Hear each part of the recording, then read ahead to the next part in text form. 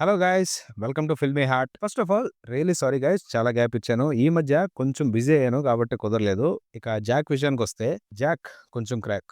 ఎలా ఉందంటే ట్రైలర్‌లో చూపించినట్టే చూపించకుండా తెలిసినా తెలియనట్టు ఒక పాయింట్ అయితే రివీల్ చేశారు. అది హీరో ప్రొఫెషన్.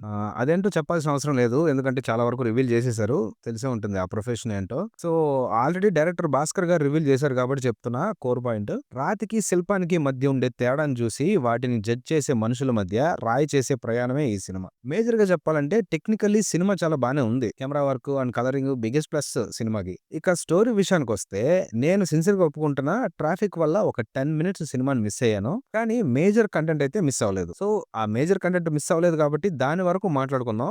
ప్లాట్ లైన్ నీకు ఇందాక చెప్పినట్టు శిల్పాన్ని చూసి రాతిని చులకన చేసే మనుషుల మధ్య నలిగిపోయిన ఒక కథ ఇది. సో కాకపోతే ఆ జర్నీ, ఆ ఎమోషన్ చాలా లిమిటెడ్‌గా చూపించారు. ఎక్కువ ఆ ఎమోషన్‌ని కంప్లీట్‌గా యూజ్ చేసుకోలేదు. దాని నుంచి కావాల్సిన డ్రామాని రన్ చేయలేదు. సో అది కొంచెం ప్రాబ్లమ్ సినిమాకి. ఇక హీరో క్యారెక్టరైజేషన్‌కొస్తే తను చేసే పనులు గాని, డైలాగ్స్ గాని ఎంటర్‌టైనింగ్ గానే ఉంటాయి. కానీ తను ఉన్న ప్రొఫెషన్‌కి, ఆ ఎలిమెంట్స్‌కి కావాల్సిన సీన్స్ ఇంటలెక్చువల్‌గా లేవు. కాన్ఫ్లిక్ట్ స్ట్రాంగ్‌గా లేదు. ఎమోషన్స్‌గా చూసుకున్నా, లేదు స్క్రీన్ ప్లే వైస్‌గా చూసుకున్నా 2 కాన్ఫ్లిక్ట్స్ ఉంటాయి కథలో. వాటిల్లో ఒక కాన్ఫ్లిక్ట్‌ని అంటే ఈ రాయి, శిల్పం ఆ కాన్ఫ్లిక్ట్ గాని, తన జర్నీలో ఉండే కాన్ఫ్లిక్ట్ గాని స్ట్రాంగ్‌గా లేదు. దానివల్ల జరుగుతున్న డ్రామా హార్డ్ హిట్టింగ్‌గా అనిపించలేదు. అన్నీ చాలా ఈజీగానే, సింపుల్‌గానే జరిగిపోతా ఉంటాయి. హీరో పడే ఇంటర్నల్ స్ట్రగుల్ గాని, ఇంటలెక్చువల్‌గా యాంటగానిస్ట్ బిహేవ్ చేయడం గాని, పేపర్ మీద కూడా ఏమి రాయలేదు సరిగ్గా. అదే సినిమాని లైట్ హార్టెడ్‌గా తీసుకెళ్ళిపోయింది. ఎందుకంటే ఈ జోనర్‌లో ఈ మధ్య వచ్చిన మూవీస్‌లో చాలా స్ట్రాంగ్ కాన్ఫ్లిక్ట్‌తో, ఎమోషన్‌తో హార్డ్ హిట్టింగ్ గానే ఉన్నాయి. సో అలాంటి జోనర్‌లో చూసే సినిమా ఇంకో డిఫరెంట్ యాస్పెక్ట్‌లో ఉంటేనే మనకు హై ఇస్తుంది. అదే మిస్ అయింది 'జాక్‌లో'. తీసుకున్న కోర్ పాయింట్‌ని కూడా కంప్లీట్‌గా యూజ్ చేసుకోలేదనిపించింది. ఇక love track, Vaishnavi Chaitanya role బానే ఉంది.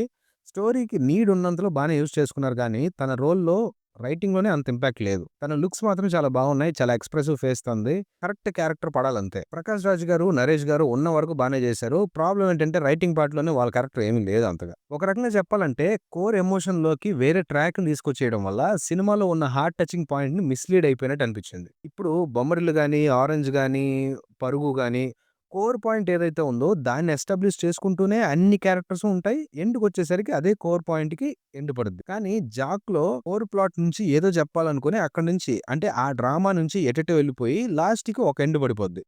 అంటే హీరో లైఫ్‌లో ఒక ట్రాజిక్ ఇన్సిడెంట్ జరిగింది. ఆ ప్లాట్‌లోంచి స్క్రీన్ ప్లే జరుగుతున్న ప్లాట్‌లోకి రావడానికి కావాల్సిన హార్డ్ హిట్టింగ్ డ్రామా లేదు. అక్కడ చాలా వీక్ అయిపోయింది సినిమా. టిల్లు ఫ్లేవరు ఎక్కడో చోట కనిపిస్తూనే ఉంటది. ఇలాగే ఉంటే మాత్రం ఖచ్చితంగా తన కెరియర్‌కి కూడా ప్రాబ్లమే.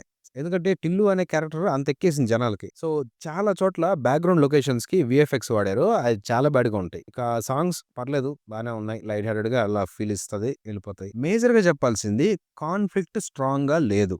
డ్రామా హార్డ్ హిట్టింగ్‌గా లేదు. స్క్రీన్ ప్లే ఎంగేజింగ్‌గా లేదు. టోటల్ సినిమా ఏదో అలా అలా నడిసిపోతుందంతే. సిద్దు ఉన్నాడు గాబట్టి తన ఎనర్జిటిక్ టైమింగ్ వల్ల, ఎంటర్‌టైనింగ్ యాస్పెక్ట్స్‌ని యాడ్ జేయడం వల్ల అలా నడిచింది సినిమా. సో ఇది నా opinion. See you in the next video. Thanks for your love and support. మన వీడియో మీకు నచ్చితే do like, share and subscribe to Filmy heart.